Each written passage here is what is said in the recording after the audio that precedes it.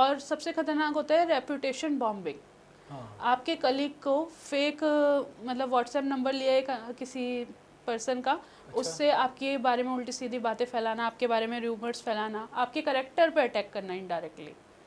सो इस तरह से रिवेंज डिजिटल अटैक बहुत सारे हैं जो टाइम के साथ साथ बढ़ ही रहे हैं।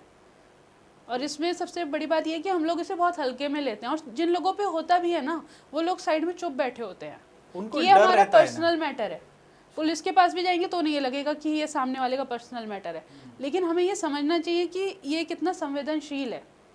इसकी वजह से सुसाइड्स हो रहे हैं, पेरेंट्स हैं, किसी का करियर ख़त्म हो रहा है, और ये कितना गलत है। जो चीज़ आपने करी नहीं है, जैसे डीप फेक टाइप क्राइम्स में, हाँ। उसकी वजह से आपका पूरा मतलब ये तो बहुत आसान हो गया ना, किसी को गिराना है आप उसकी फ़ोटो माफ कर दो।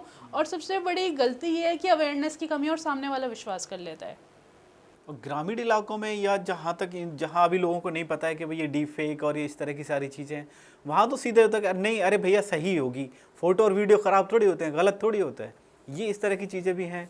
और जी। इसमें क्या होता है कि भाई बस एक बार सिलसिला शुरू हुआ आपकी बदनामी का, और उसको आप फिर बाद में कहते हैं ना कि गलत केस में आप जेल चले गए, उसके बाद छूट रहे हैं 10-20 साल के बाद, तो फिर तब तक तो बहुत सारी चीज़ें बर्बाद हो जाती हैं। एग्जैक्टली। अभी एक किस्सा था जो आपने भी बताया इस तरह का, शादी हो गई है सोचिए लड़की की, रास्ते में उस लड़की की बारात को रोकने के बाद वो पुरानी चैट उसको रास्ते में उसको दिखाई लड़की के जिसकी शादी नई नई हुई है, और वहाँ वो बीच रास्ते में रिश्ता टूट गया है। पहले किसी रिश्ते में रही एक लड़की, सारी चीज़ें हो गई, शादी भी हो गई, घर वालों ने कितना खर्च करके सारी चीज़ें की होंगी, पूरे रिश्तेदार आए थे, सारी सोसाइटी में ये सब मैसेज भी गया, बाकायदा एक शादी हुई, लेकिन बीच रास्ते में जाके बारात को रोक के, दूल्हे को रोक के, वो पूरी एक चैट दिखाई गई अपने संबंधों की, और सोचिए उसके बाद क्या बीती उस परिवार पर, किस तरह की चीज़ें हुई हैं। तो ये भी एक उसी साइबर रिवेंज अटैक वाला मामला हो गया। एग्जैक्टली। आप डिजिटल दुनिया में जो भी कर रहे हैं, अगर आप किसी को मैसेज भी भेज रहे हैं ना, आज की डेट में ट्रस्ट मत करिए। हाँ। क्योंकि आपको नहीं पता आपका वो आज बहुत अच्छा दोस्त है, कल को आपके साथ उसके रिलेशनशिप कैसे होंगे, और कहीं आपके आज इमोशंस में भेजे गए मैसेजेस आप ही के अगेंस्ट ना पड़ जाए। क्योंकि आप उसे रोक तो सकते नहीं दुनिया को दिखाने के लिए, और कहीं ना कहीं आप उसके लिए एविडेंस छोड़ रहे हैं, आप उसके लिए ऐसी चीज़ें छोड़ रहे हैं इमोशन में आके, जो आगे जाके आपके ही खिलाफ हथियार बन सकती हैं। तो इसीलिए किसी तरह की फ़ोटोज़ या मोमेंट्स ऐसे रिकॉर्ड कभी नहीं करो। और ये की आदत भी कि हर मूवमेंट को आप सोशल मीडिया पर जो डाल देते हैं ना, वो भी ठीक नहीं है।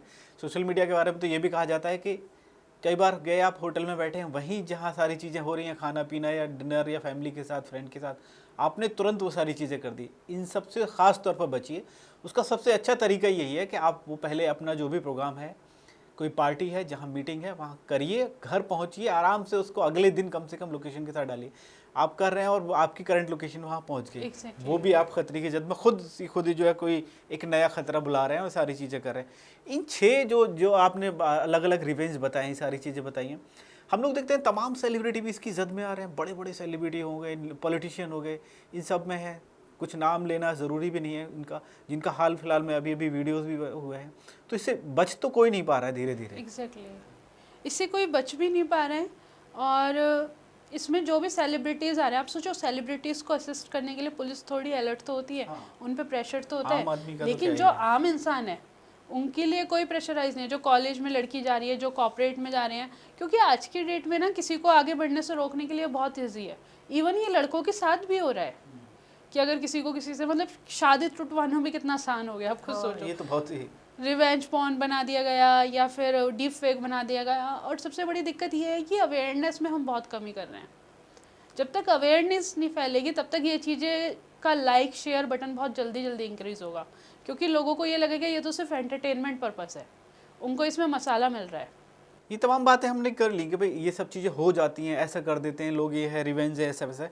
लेकिन ज़रूरी बात और ज़रूरी सवाल ये है कि इंडिया में इसके लॉ क्या है?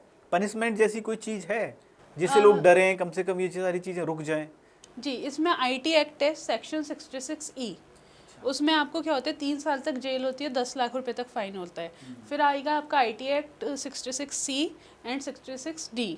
इसमें भी आपको 3 साल तक की जेल और 15 से 20 लाख रुपए तक का फाइन। फिर बीएनएस सेक्शंस आ जाएंगे 77, 351।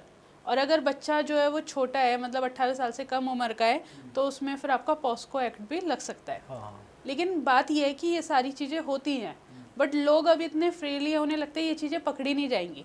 लेकिन बात ये, अगर आप डिलीट कर दोगे, आपने सोचा आपने फैला दिया, जब एक्शन शुरू हुआ आप डिलीट कर दोगे जाके पोस्ट, लेकिन वो सर्वर पे रह जाएंगी।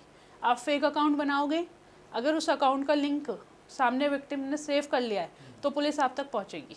अच्छा। वीपीएन ट्रेस हो जाएगा, थोड़ा टाइम लगता है। अगर हम ये सोचते हैं कि हम वीपीएन लेंगे, अपनी आइडेंटिटी छुपा लेंगे, हम बहुत आईटी एक्सपर्ट्स हैं, बट ऐसा नहीं है, वीपीएन भी क्रैक हो जाता है। हाँ, वीपीएन वगैरह का लोग बहुत इस्तेमाल कर रहे हैं आजकल उसमें लेकिन थोड़ा टाइम टेकिंग प्रोसेस है, लेकिन ये हो जाता है।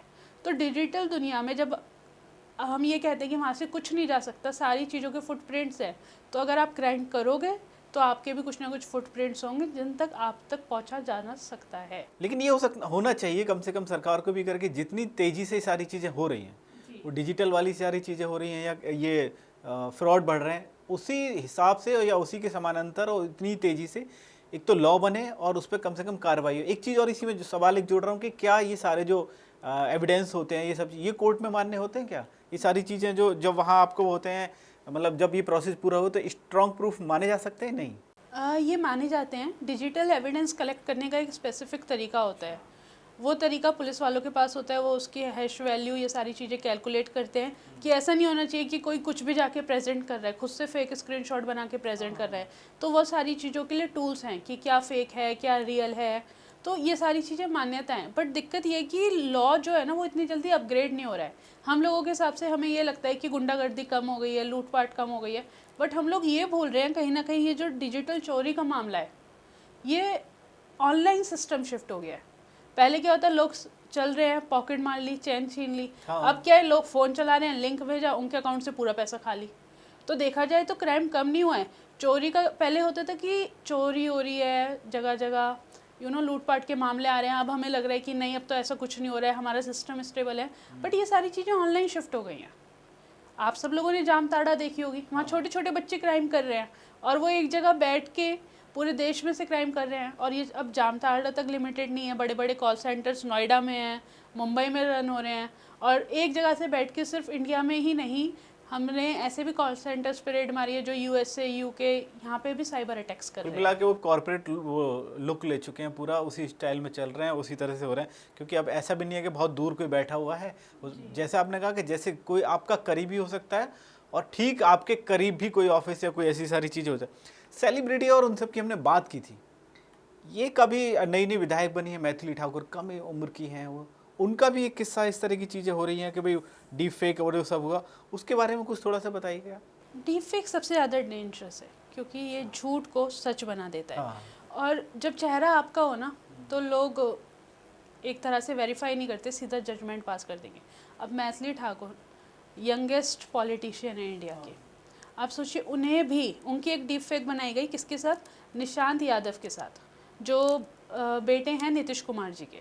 हाँ, उनके साथ कुछ उनकी फोटोज, हाँ, डीप फेक फोटोज़ वगैरह बनाई गई क्योंकि उनको एक अर्ली एज में सक्सेस मिली थी। अभी हम बात कर रहे थे कि रिवेंज, जेलसी में इस तरह से उनकी एक डीप फेक बनाई गई।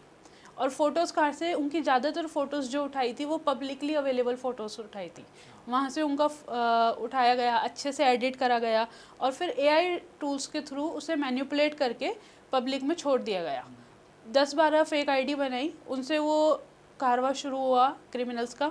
उन्होंने 10-12 फेक आईडी से ये चीज़ें पोस्ट करी।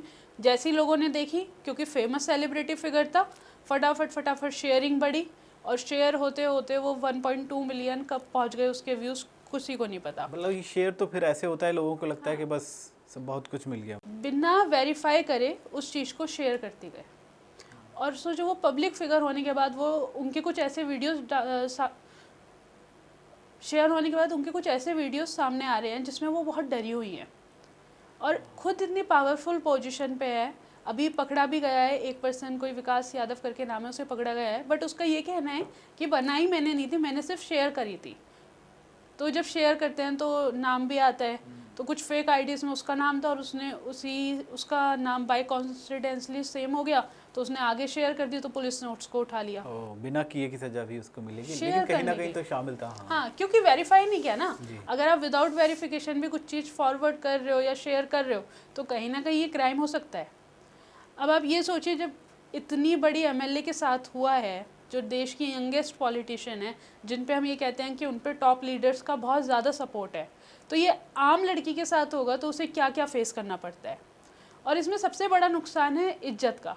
वो जिस एरिया से आती हैं उस एरिया में डीप फेक के बारे में इतनी नॉलेज नहीं है, गांव में जाना उनका मुश्किल हो रहा है, पब्लिक मीटिंग्स करना उनका मुश्किल हो रहा है, लोगों के बीच में, जनता के बीच में जाना, ये सारी चीज़ें वो अपने काम से भी डिस्टर्ब हो रही हैं। तो एक छोटे से अटैक ने उनके माइंड पे कितना बड़ा अटैक करा है, उनके करियर पे कितना बड़ा अटैक करा है। और कुछ लोग ऐसे हैं जिन्हें हम कभी नहीं समझा सकते कि वो डीप फेक है, उनके रिस्पेक्ट पे कितना बड़ा अटैक हो रहा है। वहाँ पे उनके ऑफिस में भी ये सारी बातें हो रही हैं कि कहीं ये सच तो नहीं, कि कुछ तो हुआ होगा, चिंगारी बिना आग के तो नहीं लगता, मतलब कुछ ना कुछ। कुछ ऐसे बयान भी चल रहे हैं, कुछ बड़े नेताओं ने, महिला आरक्षण के बीच में भी कुछ इस तरह के विवादित बयान भी आए कि नहीं, अरे महिलाएं जो मंत्री या बड़े नेता बनती हैं वो ऐसी नहीं बनती हैं। तो और उस बीच में इस तरह के वीडियोस और सब आ जाना, तो लोग मतलब उनको जो है रिलेट कर लेते हैं कि हाँ ऐसा भी हो रहा होगा। लेकिन बात फिर वही आ जाती है कि इतनी संघर्ष के बाद या इतनी कम उम्र में कोई अगर नेता बन गया, कोई प्रतिनिधि बन गया, या कोई किसी भी तरह का उसने सक्सेस पा ली है, और सोचिए फिर वो इस तरह के किसी उसका शिकार हो रहे हैं, क्या बीतेगी और आम आदमी किस तरह की इन चीज़ों से वो निजात पाएगा,